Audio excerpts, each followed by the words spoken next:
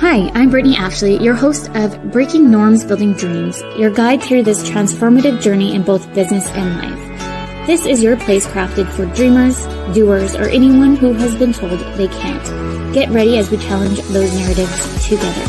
You're tuning in live to the United Public Radio Network, airing on 105.3 and 107.7 FM in New Orleans. We are streaming on all the popular platforms every Monday at 3 p.m. Eastern Standard Time. Join me for a candid and thought-provoking conversation celebrating your unique journey because you are worth it. Good afternoon. Welcome to Breaking Norms, Building Dreams. I'm your host today, Brittney Ashley. If you don't know who I am, you're going to get to know me a little bit in this show. Today is Monday, January 8th, and we're broadcasting live on the United Public Radio Network and UFO Paranormal Radio Network at 105.3 and 107.7 FM in New Orleans. And today I'm calling in from Victoria, BC. It's 12 here.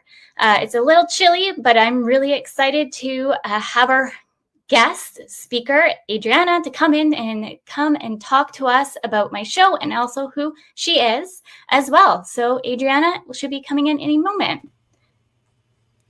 Good afternoon, everybody. Hi, Brittney. Hi. Thank you so much for having me on the show. Thanks for coming. I'm like having my own imposter syndrome right now. As I already told you, just winging it and jumping in both feet first. That's how everybody does it. Remember, fake it till you make it. Yes, 100%.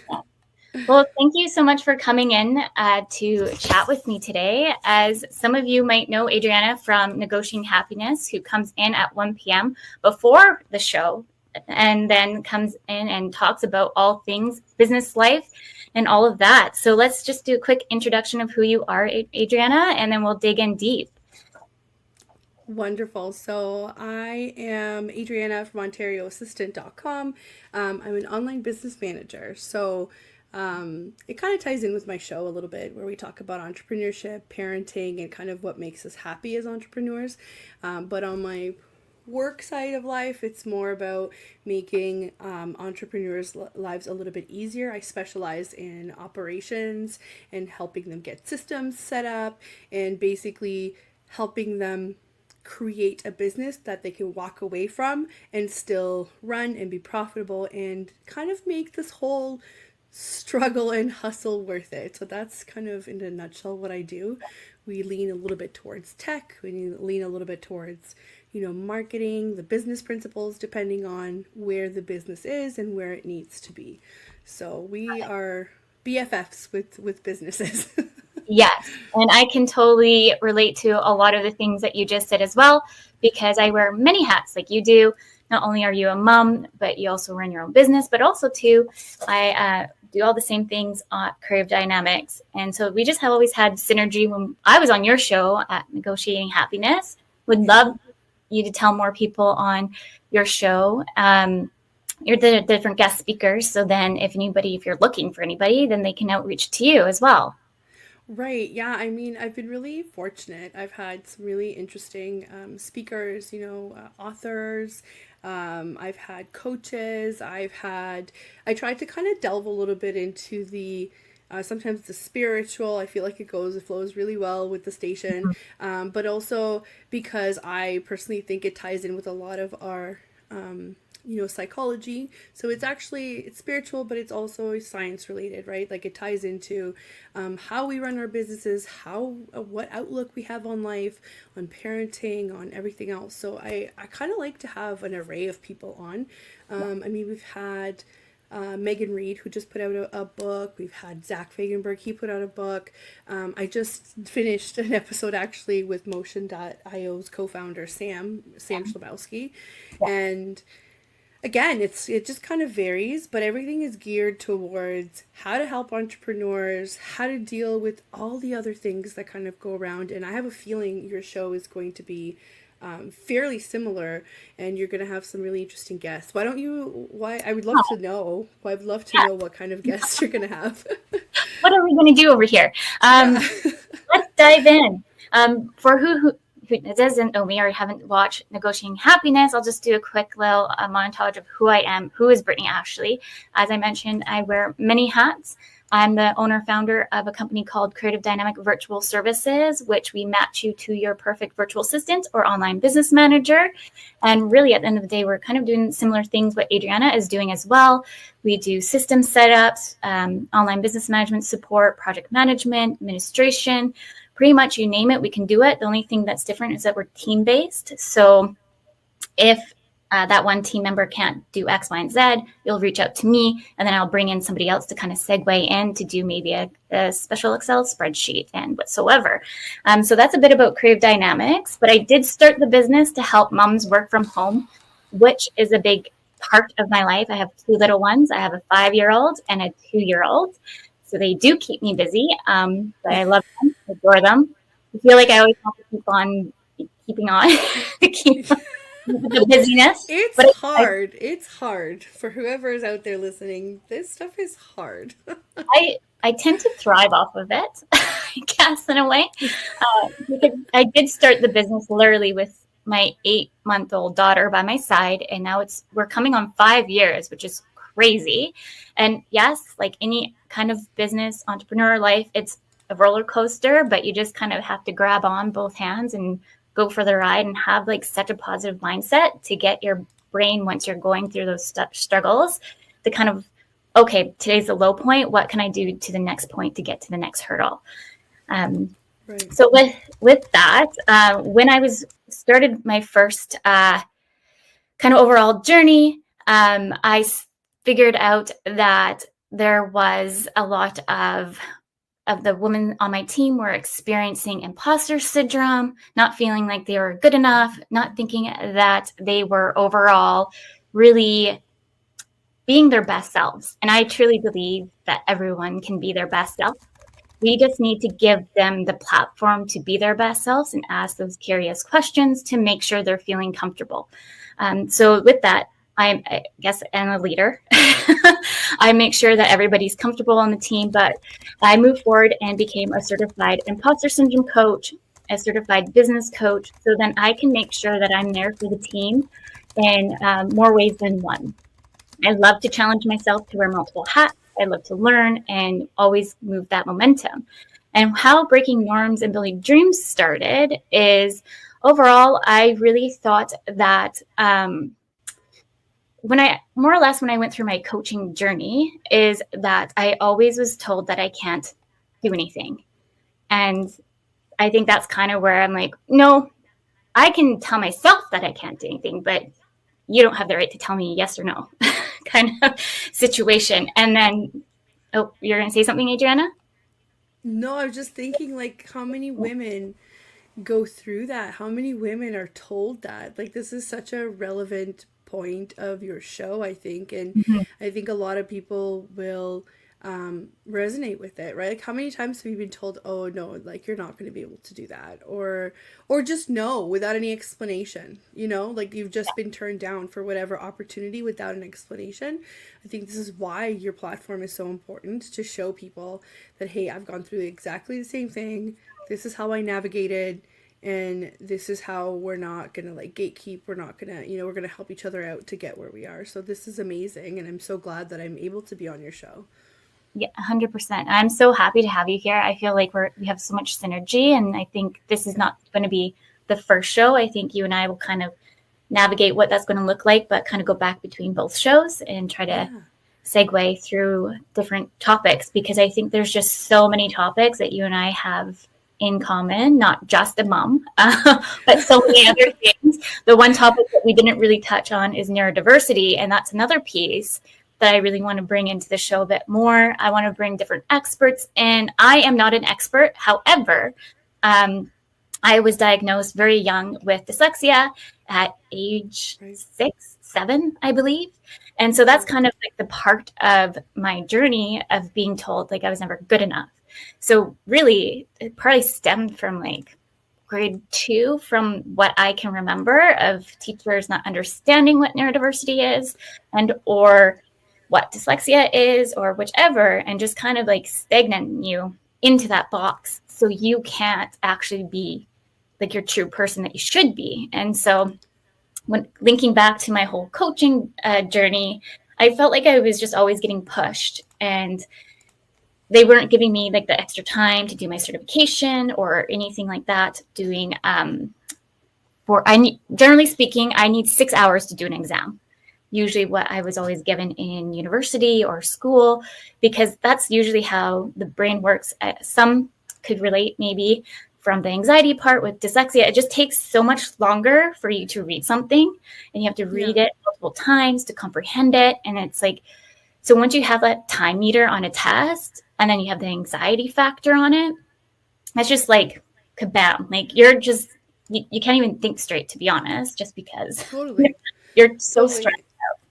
And I wanted to totally agree with what you said a little while ago about how it all started with like your teachers in elementary school telling you that you can't do something. And that is so important because it comes from a lack of knowledge and understanding, like you said. Mhm. They didn't know what they were talking about. But the problem is, you as like a second grader, you're not going to realize that. So you're just going to keep taking in this wrong information and you're going to start acting it out, or you're going to start forming your own personality, what you think your abilities are based on this information. So it's kind of a comment on our education system and Mhm. how we need to deal with these things really early on. It's not just a comment, right? To a child, this could be detrimental, right? So it's crazy to me that people haven't figured that out, right? And I know that I have a child, but even before I had a child, I understood this. I did a lot of work with kids in camps, and there were a lot of kids that came from really normal, like, some of them were from privileged families, some of them were from not so privileged families, normal, what you'd consider normal, whatever that is, or whatever you would consider abnormal, and they all had very similar issues. So obviously the outside environment really shapes you as a person, right? Like, you know how they say that it takes a village to raise somebody. The Yeah, problem is like, as moms, we don't always have control over who that village is, yeah, I love right? that because that's Yeah. so true. And sometimes you have to find the hard way who Right. your village is, or even you might think who your village is, and then it can totally switch. Like when I first had Right. my daughter, I was like so excited, like I'm going to go into all these mom groups, I'm going to do X, Y, and Z, and then I just found it was horrible. It was That's also like triggers on imposter syndrome too. If you're like type A, like you want to be like the perfect mom, or maybe your the other part of being like imposter syndrome is like you always have to read all the books and like ace the test and all the things. Yeah. It's like a handful of triggers, and so I just never really got along really in the mom groups, and I end up segmenting Mm. myself away when I had my second child. And to Right. be honest, I feel so much more confident, and like I'm always trying to like Google things. Not Don't get me wrong, We but I'll use we Google. use the we use the we use the resources that we have Exactly. available to us. Just because we don't quite mesh with somebody doesn't mean that we're not doing the best that we can for our child. And I feel like that's such a huge lesson to learn when you first become a mom. It's like you don't have to be like, you don't have to adopt anybody else's parenting style. You just have to do whatever you think is best for your child, right? So I mean, what what else is there? Like, if you don't vibe with somebody, you don't vibe with them. It doesn't mean that you're not part of the group. This isn't high school. It's not about popularity. It's not about, oh, you can't do it that way. Like, I'll give you an example that is, this is probably gonna, like, a lot of people are, if they're moms, they're probably gonna be screaming at this. But this is a perfect example Yeah. that I learned later. When you use like the community of for like car seat safety is huge, and there are entire groups dedicated to this, of just moms that literally read up on this stuff like day in and day out, which I totally appreciate. That wasn't me. I did it when I first got a car seat. I went on those groups, and then I felt like I had to leave because there was so much aggression towards people Yeah. posting pictures and asking for help that I was like, I can't deal with that. So I did my research. I knew how to do it. I used my booklet for my manual from, the car seat that came with it. And then I realized somebody said something to me that stuck with me. You're supposed to take off like winter jackets for kids and to be able to get it tight. Yeah. Well, I met a mom who didn't, and my immediate reaction wasn't to be like, that's wrong, was I asked her why, and I'm so glad I did. So we lived in the country at the time. So she said to me that it takes like 8 to 10 minutes sometimes for a ambulance to get dispatched from a different town, because we were so small, we didn't have our own, that if something happened and she was unconscious and she couldn't get to the back, and it's the middle of winter and there's like snow whiteouts everywhere, that ambulance might not make it there for like an hour. And your kid could literally die from being too cold in the car, or to getting hypothermia or whatever else, right? So she weighed out the risk factors and said, we live in the country, this is where I drive most of the time, my kid's gonna have their, she's like, I don't buy the huge puffy ones, but they're gonna have their winter jacket on, and I'll put it as tight as I can. And that was just so eye-opening to me, that to me made sense, because I also lived in the country. But if you were to talk to one of those moms that were crazy, they would be like, absolutely not. You will be responsible for the death of your child. And that's something crazy to say to a new mom. Do you know what I mean? Yeah. It is insane to say that to somebody that's new. I can take it a little bit better now. I mean, Zach is 3. But if I was like hormonal and just going in, it's not, that's just, if that's not your vibe, it's not your vibe for a reason. You know what I mean? Exactly. And it's maybe how you think about asking curious questions than just on attack of like, that's right. Like, you're crazy. That's wrong. Yeah. You're crazy. That's wrong. Don't do it. It's like, whoa, right? It's kind of the same in business too, if you think about it. Yep, 100%. And that's like the things that we were practicing with. I've taken so many coaching courses in the last bit, trying to remember, but everybody is kind of ingrained in judgmental mind frame, no matter what. I wish I could remember the name of the program. I'll have to think of this. It's about biases, right? What is it called? Now my words are going out the window. Unconscious biases, right? Yes. But we're all kind of shaped in a different way of like these different 5 pillars. And like for me, for example, I strive from perfectionism. And then it's also judgment. I'm trying to remember all the different cues. But the thing is, you work on yourself, like it's an app, and you work on yourself of like, instead of seeing that person not tying their shoe, how can you change your mind frame of why haven't they tried like tie their shoe? Like asking more curious questions than coming in from a judgmental state, because unfortunately we're always going to have that in the back of our brain a little bit, but it's just how we can reframe it than going in complete tack mode. And that's very true too for a business mindset, right?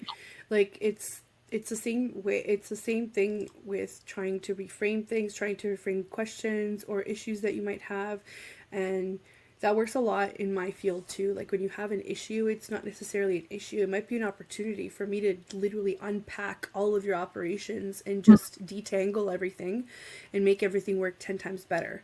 And that could have stemmed from this one thing that you just couldn't get over, right? So it's kind of the same. It relates, and it's especially with this is what they say. They say that sometimes neurodiverse brains have a different way of thinking. And I personally think that that's very helpful, because sometimes I see connections in things that people don't. Where it's not helpful is that it sometimes takes me a little bit longer to explain exactly what's going on in my brain, and people are like, I don't get it, right? So that takes a little bit of work.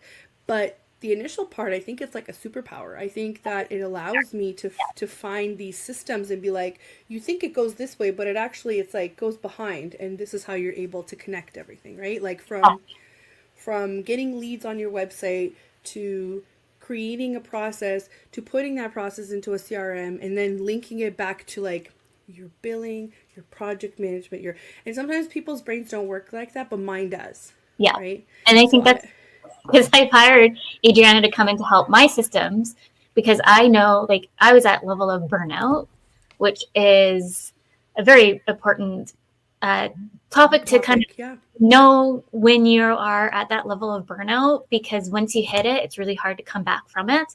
but knowing like your different cues of what is burnout for you, because it's different for everybody. Yeah. That's why I reached out to you, because I was like, I know exactly how to build a system. I've done so many systems. I know how to do X, Y, and Z, but I am at burnout. My brain can't even figure out how to do X to Z right now. Sorry, Yeah. losing my voice.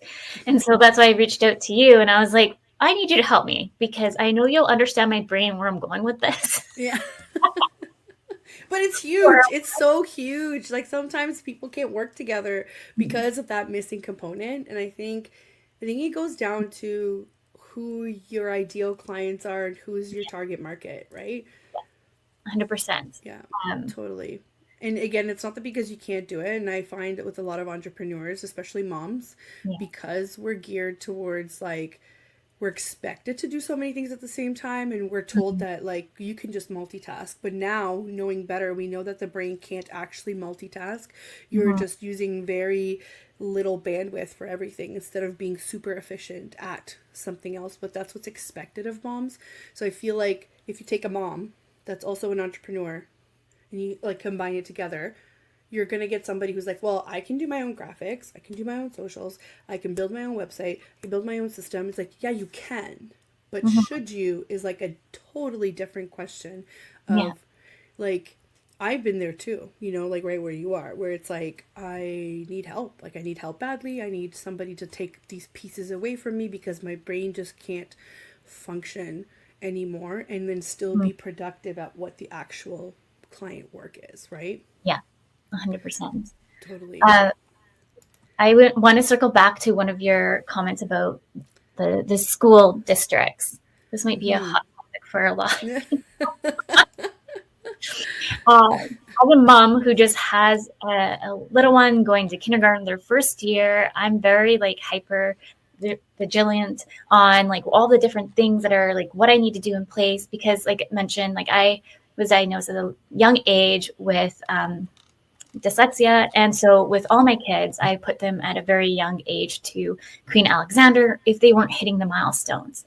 And I just really want to reiterate to people, it's good to like kind of watch the milestones, but you don't have to like be like, oh, like sitting there with a checklist. And I wasn't necessarily doing that, but I know that with the QA, that you need to make sure you reach certain milestones, and it's good to gauge it now, because then you can get that support right away with them, versus if you fall into the system, because there's systems, you can't get that support and you have to wait until they get to a certain age. So both my kids actually have been with the QA at least, I would say my daughter has been with the QA since 8 months, maybe 6 months, actually, 6 months.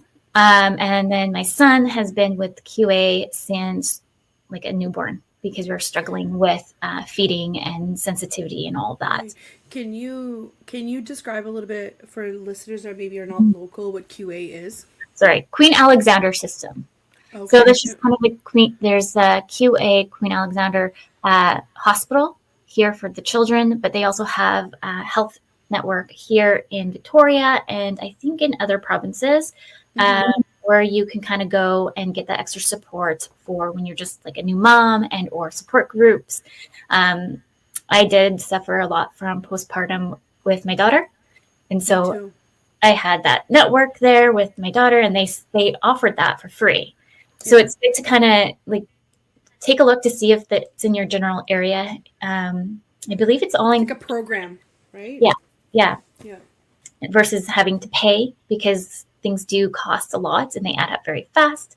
But going back to that, both kiddos have been in the system for a very long time. And so I made sure that my daughter did a little bit extra assessments before we moved forward and got her ready for kindergarten. And now we have all this stuff in place. So if because dyslexia is hereditary, ADHD is hereditary. I didn't know that. I mean, I can believe that, but I didn't know that dyslexia was. That's interesting. Apparently, I'm not an expert by any means. It's just called. No, everybody needs to do their own research, but this is what we've read. We will bring in experts, I promise you, on the show who can educate more. But this is just from my Google searching of Google land. However, from searching, I have found that dyslexia is hereditary and ADHD and other neurodiversities. And majority of the time, if you're diagnosed with one, and if they're hyper focused on the one, they might not catch something else. So I really think, because there's dyslexia, and then I'm self-diagnosed with ADHD, and it came more present after having my son. Can I make a comment on that? I know that you were so careful to say that you're self-diagnosed with ADHD. So it's not like a trend. I want people to understand this. When I contacted my doctor about getting diagnosed with ADHD, he basically looked at me and said, well, I can either give you a questionnaire that you can fill out, which is a one-page questionnaire, or we can get you on a list to talk to a specialist at some point. That might be next year. And then they're going to have to do a bunch of assessments with you. And then. And it was like completely not feasible, not approachable. And if anybody knows anything, like I'm in Ontario. So Brittney is in BC, British Columbia, Canada. I'm in Ontario, Canada. I feel like Canada has a problem with accessing specialists, because it is true certain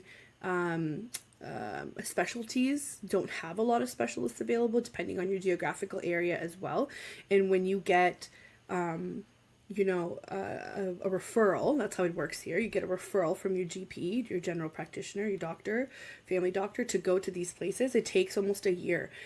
So what he did is he just did this questionnaire, and I feel like saying that too, that I am self-diagnosed, but doing all the research and like listening to people like you that have more experience in it, and basically ticking off boxes of like, yeah, that happens, then having aha moments of like, I got flashbacks from university when I was like, what is wrong with me? Why can't I just sit down and do it? And I had such a hard time.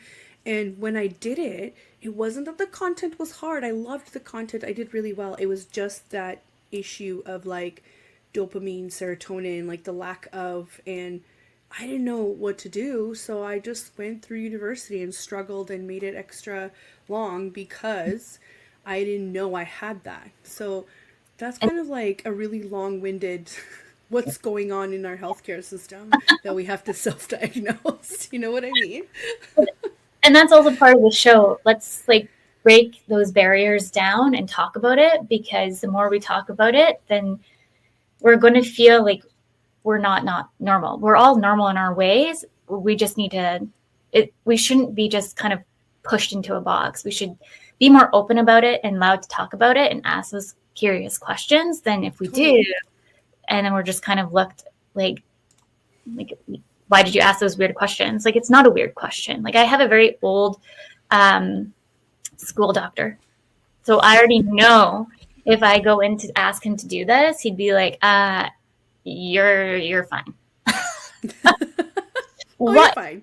You're too young to, like, I already know his little spiel that he Spiel, yeah, the spiel. I love there was, I really wish I saved this creator. It was from TikTok, and she was literally, like making a joke out of it, but she's a female. So she would literally go in, doctor, I have pain with this. And the doctor would go, yeah, it's because you have a uterus. And it's like, oh, like my leg is like, I broke my leg. But yeah, it's because you have a uterus. Like it completely goes back to either like, you're too young, it's nonsense, or yeah, that's because you're a woman and it's normal. And I talked about this on my show too. And it's like, just because a large population of people are experiencing these symptoms or pain doesn't make it normal. It means that there's a really big problem, and you can't just keep sweeping it under the rug. Like, yes, I know that because of my anatomy, certain things happen, but they shouldn't be happening this way. So that means that we need to get down to the root of it. And there's no down to the root of it. It's either a prescription or a pat on the back and out you go. Yeah, right? 100%. And that's coming back to like the health system as well. It has a lot of work to do. Yeah. But like going back to my doctor, like when I was suffering from bronchitis, he was like, oh, you're too young to have that. And then I started coughing in his office. He's like, oh, that sounds like bronchitis. Like, just told you. Really? Yeah, I know. And he's like, how did you get bronchitis at such a young age? And I was like, I don't think it discriminates. Like, what? So I can't. whichever. It just makes me laugh because that's the thing is that you have to, and that's part of the show again, we have to be advocates for ourselves, for our children, and really trying to like educate ourselves in different ways. Sometimes, yeah, Google's not like always the good place to go. No. You can go downward spiral, but at least it's a starting point somewhere. And so you need to start asking yourself, where else can I look for to educate myself? Right. Wow. Oh, we've got a comment. Do you want to say hi, Brittney? Hi, Caleb. Is that how you say it? Yes. Hopefully. If we got it wrong, please let us know. Thanks for tuning in, everyone. Hello. Okay. Yeah, I mean, we could talk about this forever. Yes, definitely. But I really wanted to hone in on, before we chat on that, because I was just looking at the time, that we are already at the 30-minute midway point. For those who are just tuning in, you're listening to Breaking Norms, Building Dreams. We are live on the United Public Radio Network and the UFO Paranormal Radio Network at 105.3 and 107.7 FM in New Orleans. Circling back to my comment, because everyone's like, where was Brittney going with this comment about education systems? Because we segued completely crazy off. Not crazy off, but you know. Hi, Brandon. That's my lovely friend supporting us. Oh, amazing. I love it when people come in. Hello, everyone. Segueing back to the school system, I just really want, it's gotten a lot better, and I'm going to learn how it's changed since I've been in the school system. However, there's still the old way that is still set. I'm just learning this, that they don't use letter grades, which is very odd to me. I don't know, does Ontario use letter grades? I think last time I checked, I think it was for the elementary grades, but then once you get up to like grade 8 and on, I think in my old school, grade 8 had a combination, and then high school is all percentages. See, I have mixed feelings on this. Let me tell you. That's great. Okay. I love it. At first, I'm like, oh, maybe I have to always be a perfectionist as like my A's and whatever. But I've been watching so many shows on ADHD. Apparently, that's part of the trigger for women is being like the perfectionist of steady grades. Yes. Apparently. Yep. So just again, I can relate. I can 100% relate. Yep. Right. So I do think having those expectations, though, of certain letter grades is crazy to me. However, now you're preparing the younger generation. It's not to not care about letter grades, but how are we priming them when they go to university and then all of a sudden we're not. You have to do no, I think we've gone backwards now. No, we're not, because it's so funny. I have to just one comment about my education is, so I went to school in Burlington, Ontario, and I went to school at a relatively small high school. So I think to me that was a privilege because we didn't have like overcrowded classrooms, and I think we were able to learn really cool subjects, especially in our later grades. So I had two teachers who were amazing. I think that we're actually friends, like not in school. They wouldn't, I don't know if they would say that, but like you can totally tell now as an adult that they were. And they weren't young teachers by any means. They weren't old, but they were like, they had the experience necessary. So you could go both ways. Like they could have been like really old school. They could have been like cool and kind of adapted, and they were the two that adapted really well. And because they had a lot of grade 12 students, they incorporated in their materials the style of learning that you would have had at university, which those were the only two grades that I experienced that in. So while it was crazy that we had, I think his name was Mr. Parnaby, loved him. he would give us like 60 pages to read, and you were like, whoa. But that is very typical of what you would receive in university. To cut, and he made us get used to that, to be like, okay, don't be scared about the volume, see what it is about, digest it. And he would always give us readings that were higher level than high school. And in that regard, I think they prepared us really well. But I don't think that was a school-wide or school board-wide situation. I think they were just really good teachers, and that was their passion, and those would be like the people that would pick over and over again to be teachers, right? Exactly. Yeah, it's true. There's many great teachers out there that go above and beyond. So going back to a bit of my story, like, even though I've been told I couldn't like be in a lot of different classes or whichever, like one teacher, for example, I remember his name, Mr. Materi, if you're listening to this. Uh-oh. He put on my school record in middle school that I was too dumb to go into calculus. Oh my God. Right? Seriously? Yeah. And I kid you not, every kind of point in my schooling, I've always been told I was too dumb to be there. So it's like, no, let's challenge that. You're too dumb to be here because I'm going to outsmart you some way. That is wild to me. Exactly. And that's the whole point of the show, because no one has the right to tell you that you're dumb, stupid, or whichever. We are all worthy of being wherever we want to be in our life. Oh my God. So hold on. Before you go off, I just want to point out, like, that's what you grew up with. And here you are, a successful entrepreneur. You are in charge of many, many people. You're putting out, a show that will help other people. You're involved with the community. How does that translate into all of those negative, like, feelings that you've had growing up? I think this is wild to me, and you're a perfect example of don't let somebody else like rain on your parade. It's your parade. You make it what you want it to be. I think it's I know there's a lot of neurodiversity individuals, specifically those who have dyslexia, were very resilient. Studies have shown that.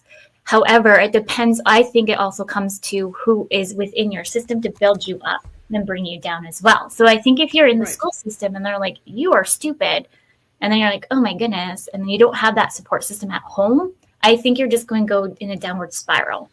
I was very fortunate to have a mom to really make sure I had the extra support. We did like so much tutoring. I went to Sylvan, I went to 4Rs. Like, I was constantly working my butt off.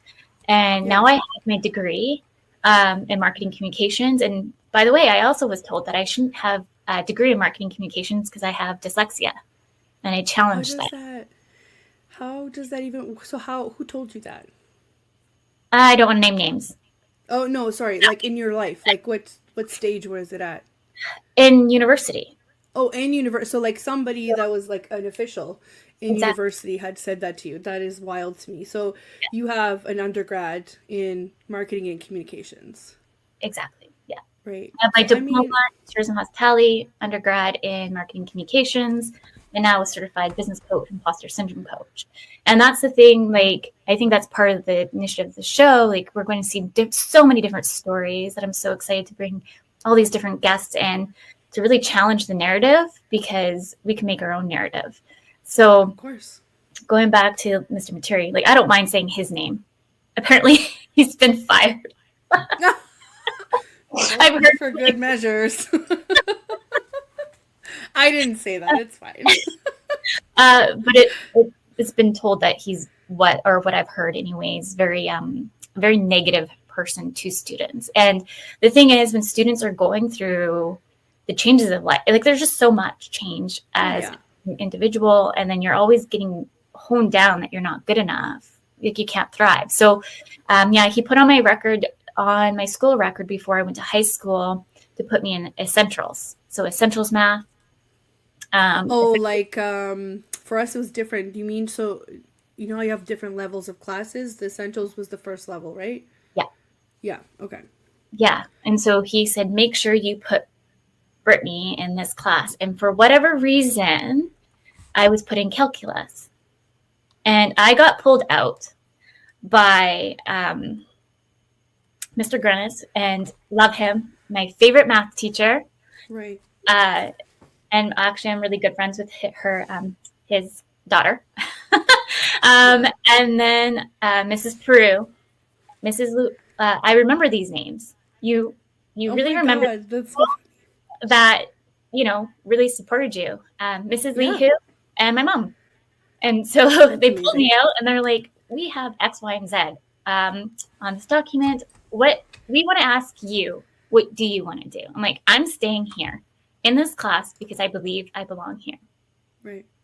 Totally. And again, I think this kind of comes down like on the system first, because they're the ones that we're interesting, that we're putting your kids into on the system first. And second, as an individual, like as a teacher, if you know that there are certain things that you can't stand or can't deal with in a positive manner, and that's part of your job, then you shouldn't be in that job. You're working with really young minds. It is not appropriate. And that comes down to accountability, like professional, individual self-accountability. I would feel horrible if one of the kids that I used to be in charge of at camp would come up to me 10 years later to be like, you totally told me this and this affected me until like I went to high school or something. I'd be like, oh my God, I'm so sorry. Like I'd be horrified. Yeah.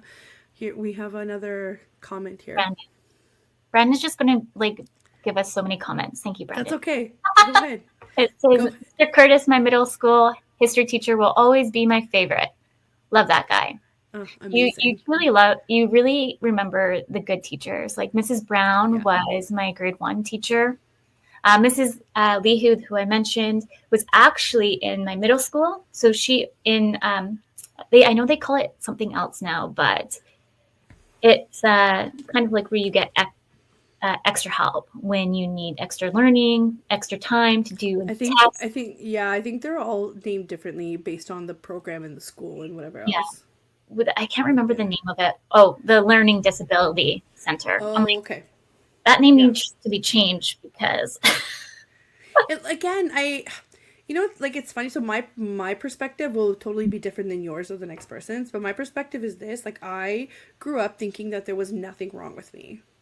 And while that's a comforting thought, I struggled a lot through a lot of different phases.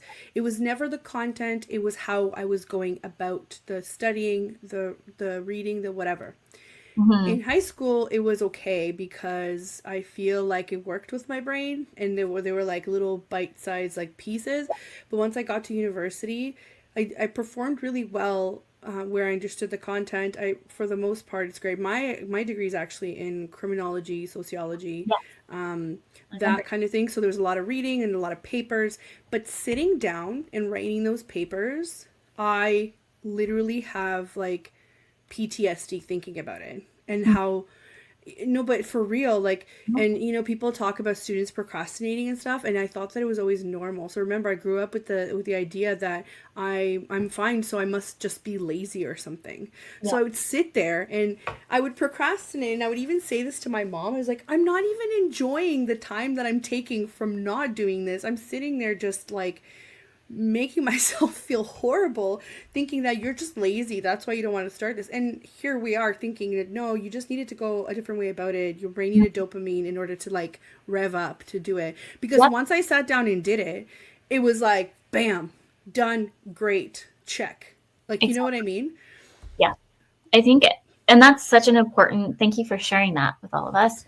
I think that's like such an important conversation to be told, like to start talking more about, because I was always kind of like, because we had to give like a yellow piece of paper to our teacher to let them know that I need extra support. Like it was always the start at the very first of every class, and I had to walk up and give the yellow piece of paper and in front of everybody else. In front of everybody.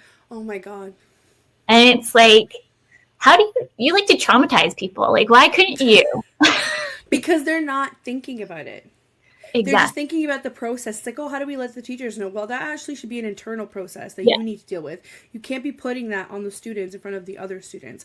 And I know there's going to be people in the comments and call us snowflakes and whatever else, but I truly think that when we put these processes into place, Mhm. that it's the people that don't have experience with it or don't understand. The moment you said that you had to walk up with a yellow piece of paper, my brain went, all those students know what that piece of paper Oh means, yeah, exactly. right? And then you have to live with it every day. Exactly. And then you're already labeled.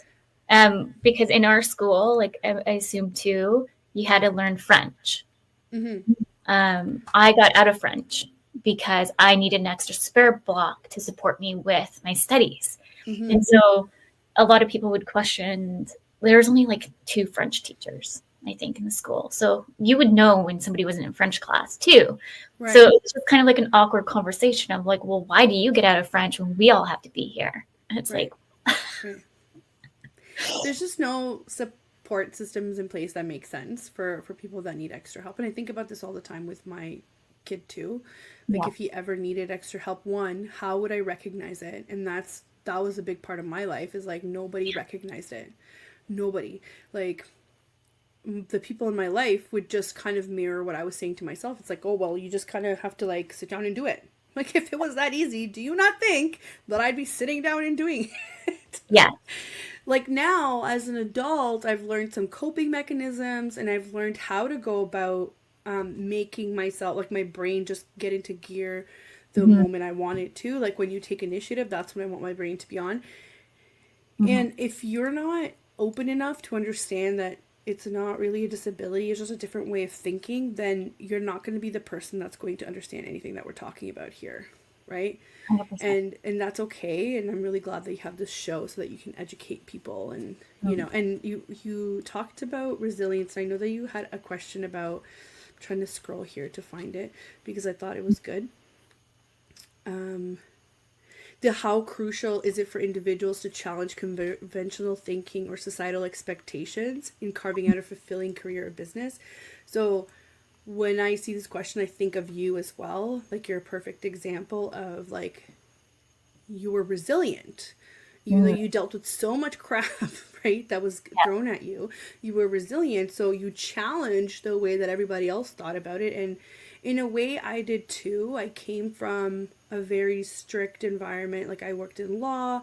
It wasn't the best experience. I loved the work, but not the hierarchy and the people, to be honest. And it was always like a, well, like, you're just gonna be a clerk. Anybody that knows, like, in Ontario, you're licensed to be a paralegal, and the, how would I explain it? If you ever see a physician's assistant versus a doctor, it's kind of the same. You're allowed to practice in some areas, but not quite fully as a doctor. So I went to school and I got my postgrad on top of my undergraduate degree, even after I swore I was never going back to school. And I was like, no, I'm going to do it. And I did it. And then I was like, okay, now what? The conventional way is like, okay, now that you have this degree, like, you just have to work as a paralegal for the rest of your life. The industry is not built to support paralegals. There are so many of us, and like, there was a lot of like, well, we don't want paralegals to be able to practice in family law or whatever.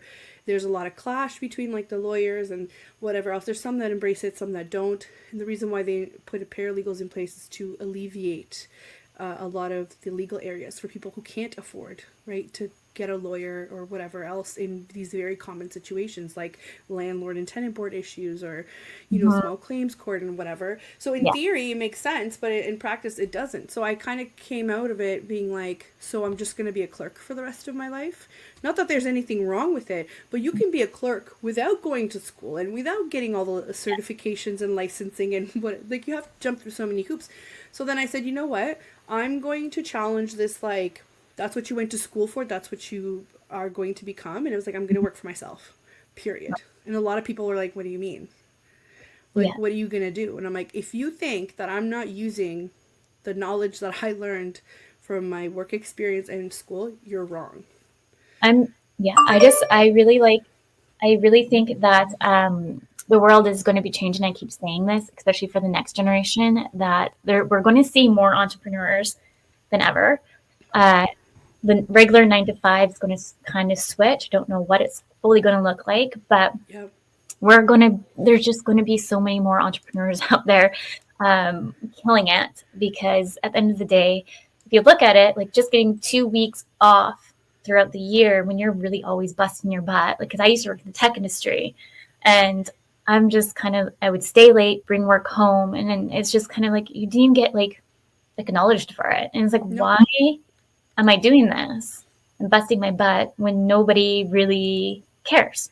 So like I started going down like in a cycle of like depression, really, Right. because I wasn't being challenged. I was depressed. It was just not a good situation. And luckily I had my daughter and brought me out, and I'll never go into another 9 to 5 ever again, because I've realized my brain doesn't work for a 9 to 5. I'm such an entrepreneur because I love to do so many things. I wear so many hats, but I know how to switch in and out really fast. That's what I'm really good at doing. So yeah. It's job satisfaction. I've said this before too in my show. It's like, if you don't get job satisfaction, do you really think you're going to last 30 years? Exactly. You're not going to. I promise you. And if you do, you're going to be this close to losing your goddamn mind. And Exactly. I see this in specific industries, and it's funny, in the legal industry, at least for stats here in Ontario, for the legal industry, there's a lot of like mental health breakdown, a lot of burnout, a lot of alcohol abuse, a lot of drug abuse, because you're in such high stress situations day in and day out, just to be able to make a paycheck, pay bills, whatever, that it doesn't. Imagine those people being at the top and you working on like your way up from the bottom. Of course nobody's going to pat you on your back. Of course nobody's going to like realize what you're doing. They're dealing with their own things. Should that be the case? No. And I always say, not everybody that runs a business or is a high level position can be a people manager. Yes. Those are skills that you either have naturally or they need to be learned. If you are not in between those, you're not doing something right here. So I also felt the same way. Wasn't getting the satisfaction that I wanted to, even though I knew I was working my butt off, and I really loved law, and I really loved, it's like solving pieces or like reacting in an appropriate way to a problem. You're trying to bring them the solution. So in a way, I kind of took that and I made it into now, like, I'm bringing solutions too. Do I use certain legal things sometimes? Yeah, I do, because I can navigate the systems that are in place. But that was my experience too. It's like, why would I be sitting here for 30 years if I'm not getting anything out of it, right? Exactly. And I want to just challenge anyone who are employers listening, because I just had this conversation with somebody else, and they're like, Brittney, I like your model, but your subcontractors, or majority of people who are subcontractors, probably won't be long-term employees. I'm like, I'm going to challenge that right there. They are happy because they're actually doing what they want to do. They're telling you how many hours they want to work. They're working on the thing that they want to specialize on. You're probably going to have somebody more long-term as a subcontractor than an employee. I agree, 100%. And it's hard for the people that are in the traditional 9 to 5 like employer mentality, because there's a lot that's happened since COVID, and we had like the great resignation, and then we had this boom in the market where all of these employees were looking for jobs, but they weren't accepting any because the market hadn't caught up with what it is. Because think about it this way: why would you tie yourself down to somebody where you may get a 2% raise every year?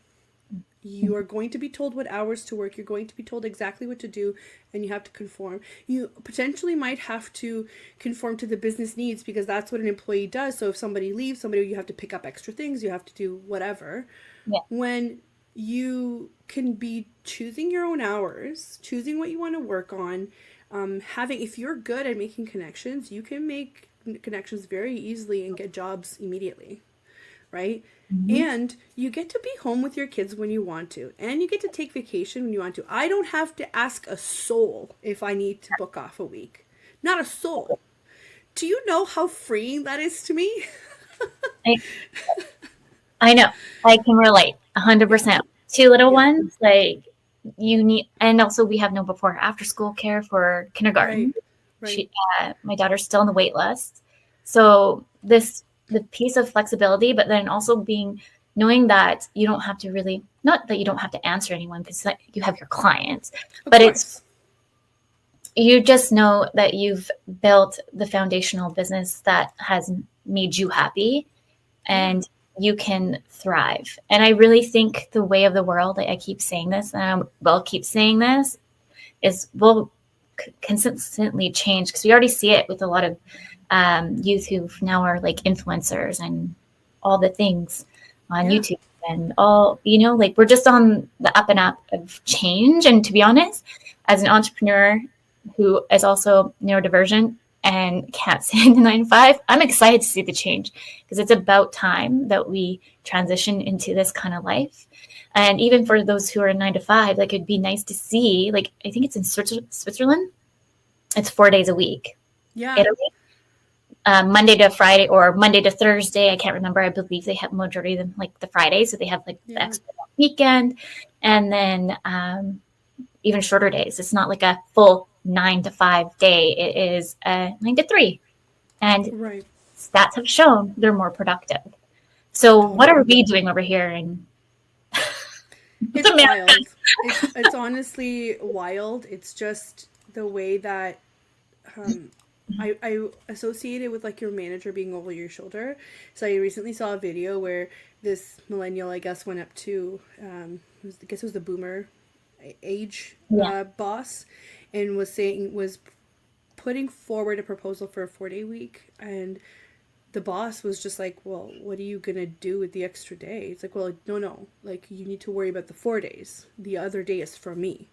Right? It's like, but what are you going to do? It's like, it doesn't matter. I can get this work done that's been assigned to me in 4 days. So the same value for the same pay.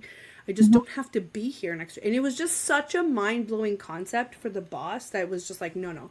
Right? It's kind of like holding you back from progress. Just depends on who they are, what their mindset is. And we talk a lot too in my show too about mindset and about learning from failure, but also learning from what's coming up. So I have this fear that as an entrepreneur that works with other people, that has to oversee other people, that I'm going to become one of those people that doesn't listen to a better way of doing things, or that's not always in tune with what the team is thinking. So I'm terrified of that.